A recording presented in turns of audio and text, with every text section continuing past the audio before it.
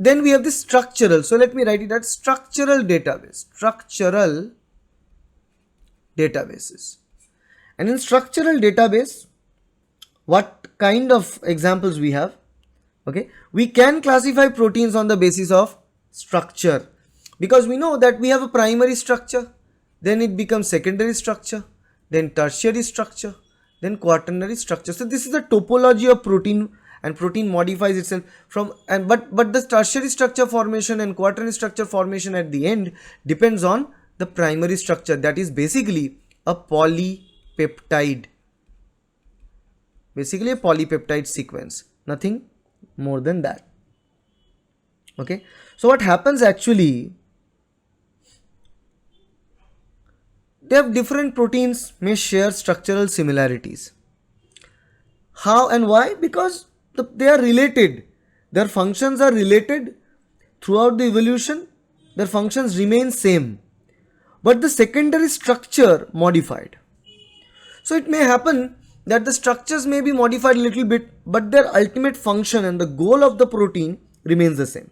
So this kind of information, or access to this kind of information, is only possible if we build a detailed secondary structure database.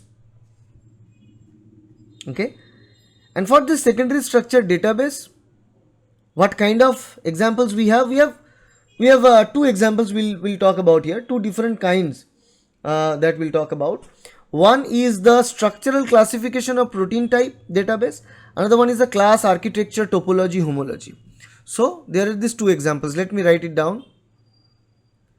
There is so much information actually in bioinformatics, so much information to process in theory, but this information you can put in your mind if you do practicals. So more you do the practicals, this information will be much clear. So we have structural, let me write structural classification of proteins. Structural classification of protein, SCOP. O is small, rest all are capital. And what we have another type. We have another type here, that is known as class architecture. So let me write class architecture topology homology. Okay, full form CATH, class architecture topology homology. These are the two types of structural database. Okay, and among the structural database, this first one, structural class of protein, SCOP. So there are hierarchical classification of structures are present. So it starts from what? It starts from class. Start with class for a protein's hierarchy of modification. Protein's hierarchy, class. Then after class it becomes fold. After fold it becomes what? After fold, superfamily. Remember that, superfamily. After superfamily, family, and after family, what? Protein and sequence. Final protein and sequence, whatever, and sequences. So it'll go like class, fold, superfamily, family. Okay. So what is a class? Basically, proteins of similar secondary structures are said to belong to the same class. So any protein we have a similar secondary structure will be belonging to the same class of the protein. Okay.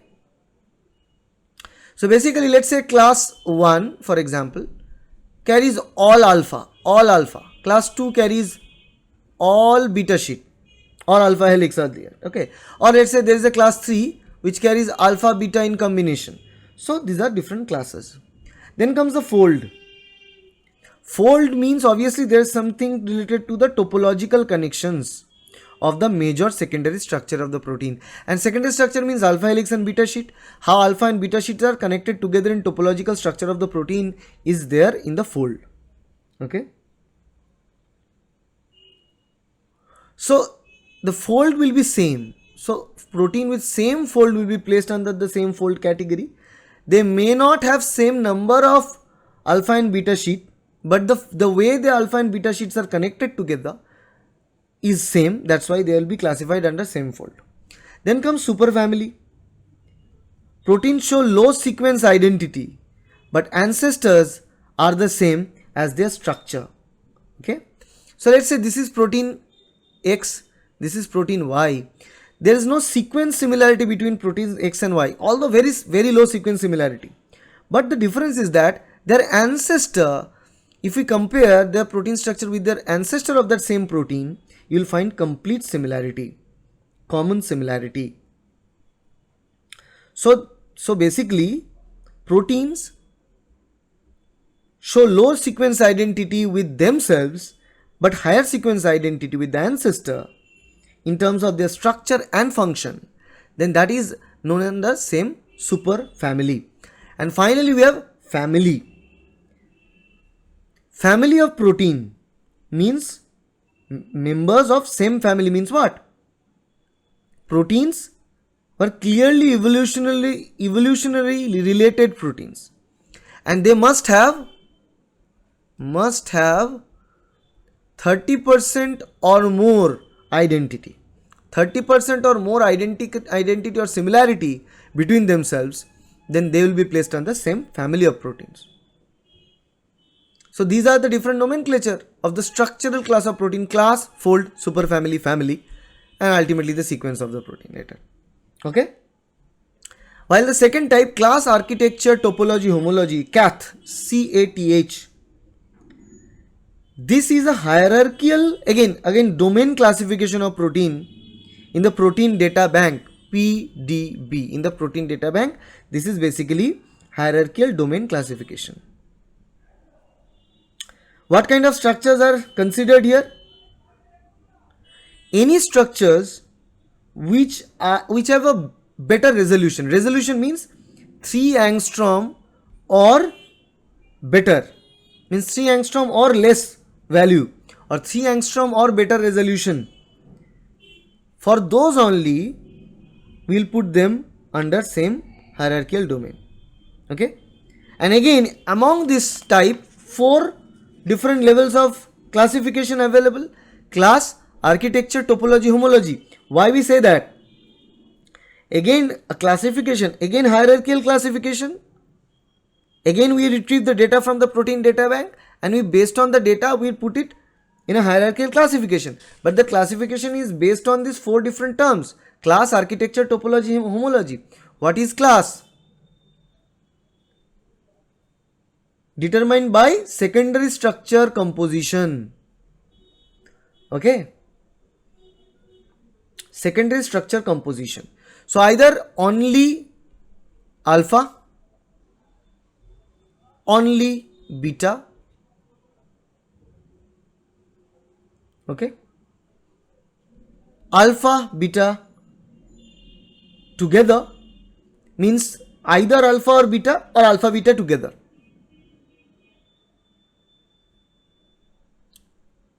Based on that we have class, very similar to that of the idea of class that we discussed earlier, structural class of properties. Then comes architecture. What is the architecture of protein? Architecture of protein describes the shape. As architecture term suggests, it dictates the overall shape of the protein, shape of the domain, because protein may contain multiple domains. So shape of a domain, of a single domain is considered.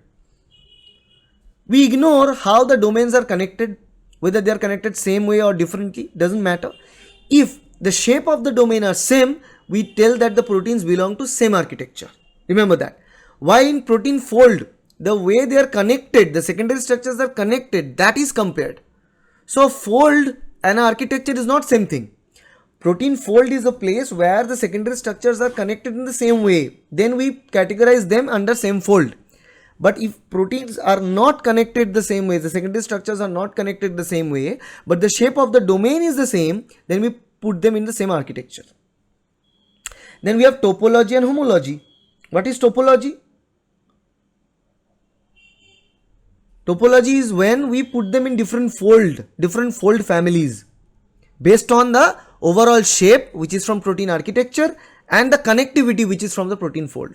So protein fold depends on morely on what? Connectivity. How the secondary structures, super secondary structures are connected together. So fold composed of mostly connectivity, where architecture is composed of mostly the shape of the domain. And topology is considering both architecture and fold. When a protein belongs to the same shape of the domain and also have same connectivity, then you put them in same topology group.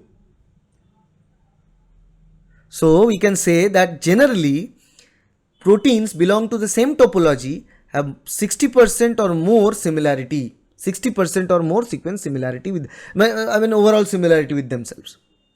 And finally we have homology. What is homology? As the term suggests, structures which share a common ancestor. So if a structure shares a common ancestor,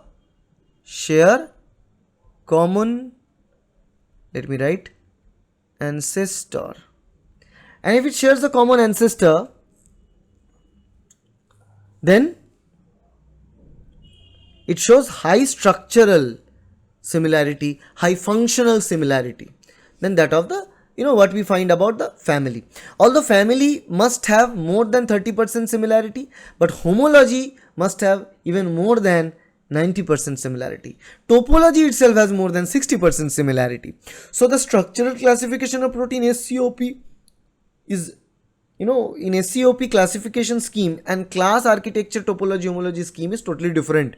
Only the class level is similar. Then the fold mostly rely on connectivity. Architecture mostly rely on shape of the domain. Topology rely on both fold and architecture, and homology is ancestral similarity of structure and function. Okay, that's all about. And finally, what else we have? We have PDBsum, another database. These are all databases that are available: the class, fold, superfamily database, family database. We have class architecture database, topology database, homology database, and we also have this PDBsum.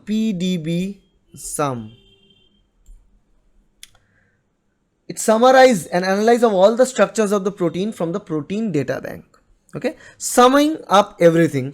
So whatever you will get it from structural class of proteins, or you get it from CATH, class architecture topology homology. So you'll get all the information, sum it up, and the information coming in from where? Protein data bank. So we call them PDB, protein data bank sum, summary of analyzing all the data regarding a protein from different databases, different structural databases, that is PDBsum. Okay, so this concludes our understanding of different types of database.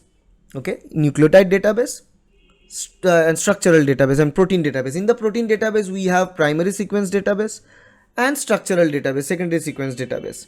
Okay, now it's time to talk about the sequence analysis.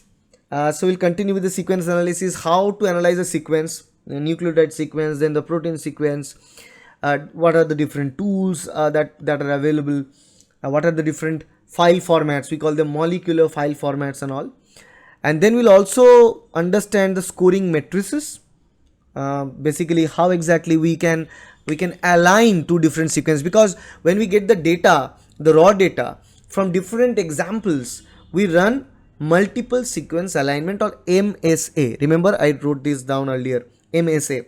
With the help of MSA we gather and compare the sequences with each other. So we do the sequence alignment, we do a global alignment, we do a local alignment. Okay, so all these things are very, very important, and these things, how to do global alignment, local alignment, and also we'll talk about the basic local alignment search tool BLAST, how BLAST works. We'll talk about FASTA and also methods of multiple sequence alignment, and conclude with phylogenetic analysis, microarray analysis. So this is the syllabus that we need to continue with. Slowly we'll move one by one at a time. So till this point, I believe you have a clear idea about the theory of databases.